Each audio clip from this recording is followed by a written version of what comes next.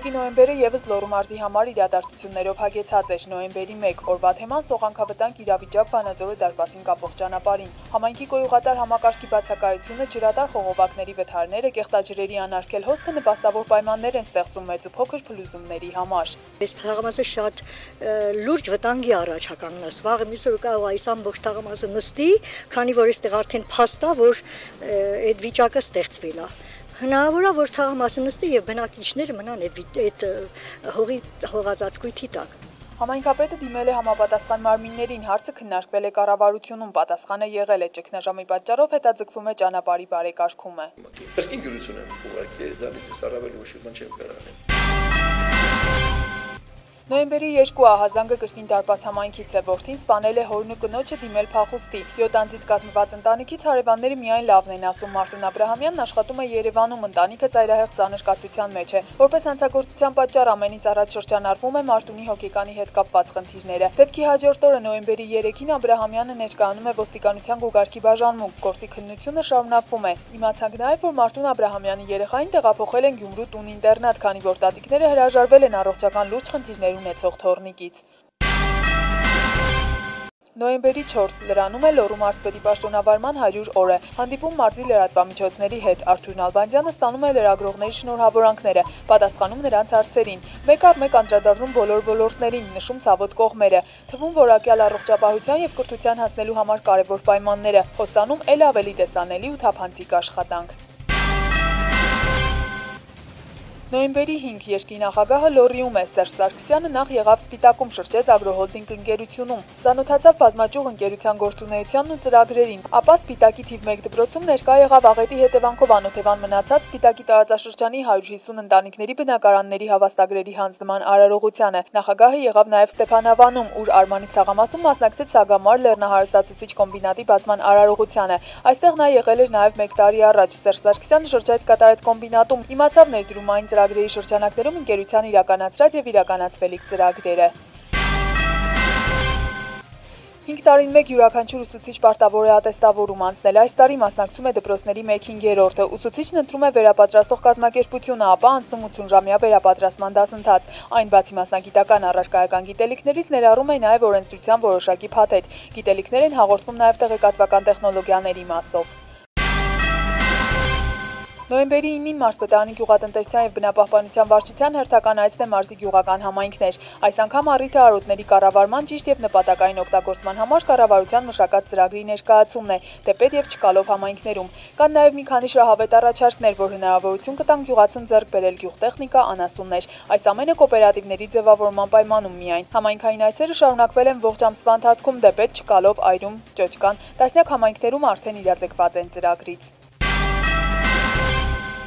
Նոյեմբերի 9-ին Վանաձորի Տարոն 2 թաղամասում բնակարանամուտ տոնեց ոճաղետի հետևանքով բնակարան կորցրած 32 ընտանիք։ Կառավարության եւ համայնքի համատեղ ծրագրով նախորդ տարի Տարոն 2 թաղամասի 2 շենքերի բնակարանները առանց ներքին հարդարման աշխատանքների հանձնվել էին ընտանիքներին, սակայն սոցիալապես անապահով ընտանիքները չունեին նույնիսկ ներքին հարդարման հնարավորությունը։ Գտնվեց նաեւ այս խնդրի լուծումը։ Սեր հայրենիքի եւ կյանքի հազբարեսիրական կազմակերպությունները իրենց վրա վերցրին նաեւ այս աշխատանքները։ Երկար սպասելուց հետո վերջապես մենք ունեցանք բնակարան, շատ շնորհակալ ենք մեր ղեկավարներից։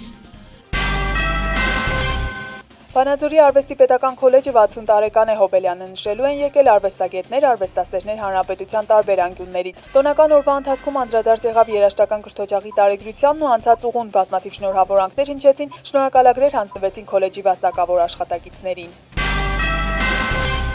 Նոյեմբերի 11 Վանաձորի Գուգար կամաբուժարանի առջև կայանված Mitsubishi ավտոմեքենան բուժաշխատողների ուշադրության կենտրոնում է։ Այն շարժական ատամնաբուժարան է բոլոր համապատասխան սարքավորումներով։ Ֆրանսիահայ բժիշկների միության նվերն է մեր հանրապետությանը, շրջիկ ատամնաբուժարանի բացման արարողությանը ներկա էր առողջապահության նախարար Հարություն Քյուշկյանը։ Մեքենան շրջելու է մարզի բոլոր համայնքներում, անվճար սպասարկում իրականացնելով առաջին հերթին մանուկների եւ տարեցների համար, ապա լինելու է նաեւ մյուս մարզերում։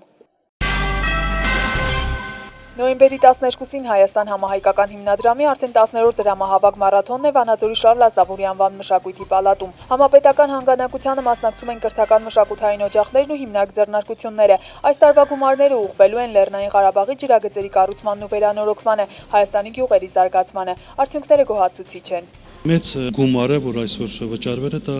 Վանաձորի թիվ 2 հիվանդանոցն է, 307,000 դրամ։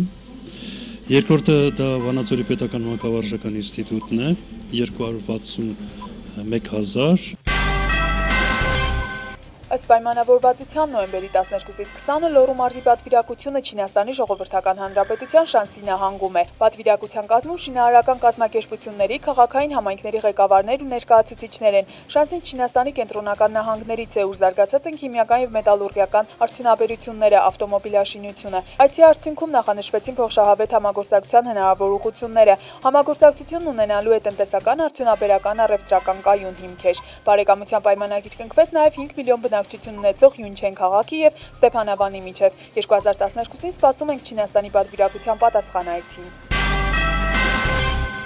Նոյեմբերի 13 նկարահանող խմբի ուղղությունն այս անգամ Վանաձորից Ալավերդի տանող ճանապարհն է։ Ահազանգ ստացել ենք Ալավերդու բնակիչներից, որ 150 մետր բարձրությամբ ժայռից գլորվող քարերը թափվում են ճանապարհին, վտանգավորություն ստեղծում երթևեկության համար։ Ճանշինի աշխատակիցները արձագանքել են ժամանակին։ Մենք գիտենք դա վտանգավոր տեղ է, ամեն օր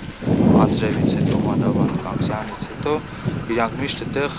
շրջում են, էլի տեսնենք քարեր կան խճել դոտող ճանապարհ։ Ժայռի վրայի ճեղքն առաջացել է դեռևս 6 ամիս առաջ։ Տեղանքի ուսումնասիրության համար այստեղ են նաև Լոռու մարզի փրկարարական վարչության աշխատակիցները։ Մոտորապես մեր հաշվարկով 270 կուբամետր բեկոր է։ Այդ բեկորը ձեռով գցել անհնարին է։ Մենք դա կուսումնասիրենք, նկարել ենք։ Նոյեմբերի 14-ին տեղի ունեցած ողբերգությունը մեր նկարահանող խմբին տարավ Լոռու մարզի Գոգարան գյուղ, ուր առավոտյան Գասպարյանների առանձնատանը բռնկված հրդեհը խլեց 3-ամյա Արենի կյանքը։ Նրա երկու եղբայրներին տեղափոխեցին Երևանի այրվածքաբանության կենտրոն, ուր բժիշկները մի քանի օր շարունակ պայքարեցին փոքրիկների կյանքի համար։ Սակայն այրվածքները խորն էին, կյանքի հետ անհամատեղելի։ Վնասվել էին հատկապես տղաների շնչուղիները։ Մահացավ երկրորդ երեխան, մի քանի օր հետո նաև երրորդ փոքրիկը։ Նոյեմբերի 16-ին Վանաձորի պետական մանկավարժական ինստիտուտում է Հայաստանում Ղազախստանի արտակարգ եւ լիազոր դեսպան Այմդոս Բոժիգիտովը։ Նա մասնակցում է Եվրոպական ինտեգրացիա կազմակերպության նախաձեռնած երկրների ճանաչողական ծրագրին։ Խոսվեց Ղազախստանում ապրող հայերի կենսակերպից։ Դեսպանն ամենամեծ ձեռքբերումը երկու երկրների համատեղ կյանքում համարում է խոր արմատներ գցած ընկերությունը։ Նոյեմբերի 17-ին Վանաձոր Դիլիջան Մայրուղու 7-րդ կիլոմետրում գրանցված վթարի հետևանքով վնասվածքներ են ստանում Սուզուկի ավտոմեքենայի վարորդն ու ուղևորը ԱՄՆ քաղաքացի։ Նրանց տեղափոխում են Վանաձորի թիվ 1 հիվանդանոցային համալիչ։ Երկուսի մոտ էլ ոտքերի վնասվածքներ էին, այժմ նրանք իրենց լավ են զգում։ Կատնառատում սատկում են խոշոր եղջերավոր անասուններ, հիվանդ կենդանիների մարմինների մասերն ուղարկվել են լաբորատոր հետազոտության, անկման պատճառները պարզելու նպատակով։ Մինչ այդ հարկադիր մորթի են ենթարկվել տասնյակ անասուններ։ Նոյեմբերի 19-ին Վանաձորի Դեն ստոմատոլոգիական կլինիկան նշում է 15-ամյակը։ Տնօրեն Վահրամ Նիկողոսյանն ու կլինիկայի մի շարք աշխատակիցներ նվիրված աշխատանքի եւ առողջապահության ոլորտում ներդրած ավանդի համար արժանանում են շնորհակալագրերի, պատվոգրերի, բազմաթիվ նվերների։ Լավ առիթ է նաեւ իմի բերել 15 տարում արվածն ու հպարտությամբ թվարկել ձեռքբերումները։ Վանաձորի թիվ 27 հիմնական դպրոցի հարկի տակ անցկացվեց դպրոցի 20-ամյակին նվիրված բազմամարտի միջդպրոցական առաջնություն, մասնակցությամբ Տարոն եւ Տավրոս թաղամասերի 5 դպրոցների։ Հաղթեց բարեկամությունը, բայց գավաթը տան տերերինն է։ Առաջին տեղում թիվ 27 դպրոցն է, քիչ են զիջում 16 եւ 30 դպրոցները։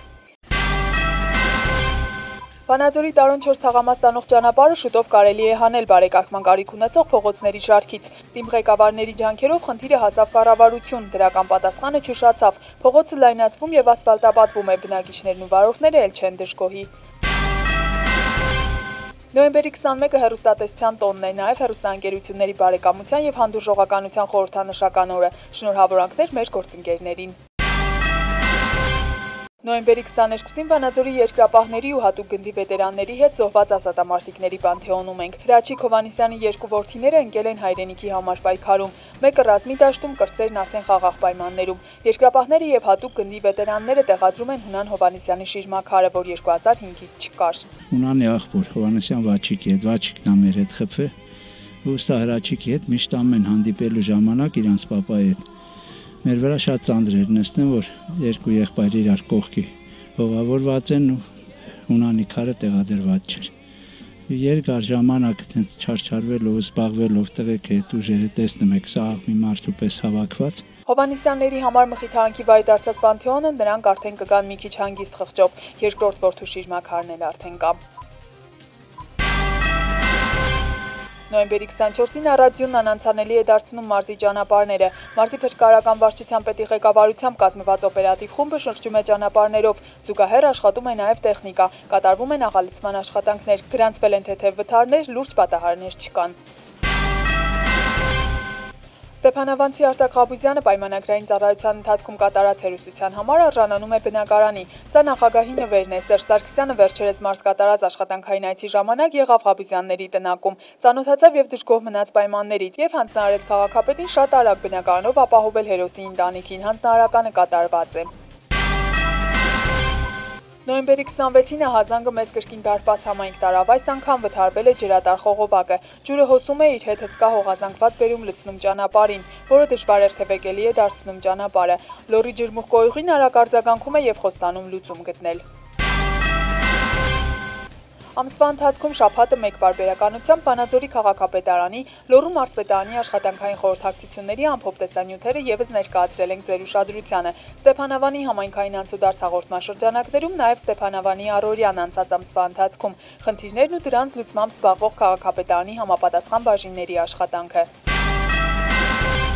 Միջազգային լրահոսն ու մարզական անցուդարձը եւս լուրերի անբաժանելի մասն են։ Ֆորտունա Լոռու մարզային հեռուստաընկերության լուրեր լրատվական թարմ տեղեկատվությամբ եթերում ենք ամեն օր ժամը 18-ին եւ 22-ին։ Կիրակի կարող եք դիտել նաեւ լուրերի շաբաթվա անդրադարձը։ Մեր աշխատանքին հետևեք նաեւ YouTube վիդեո հոսթինգում, որոնման բաժնում հավաքելով Fortuna 1 TV։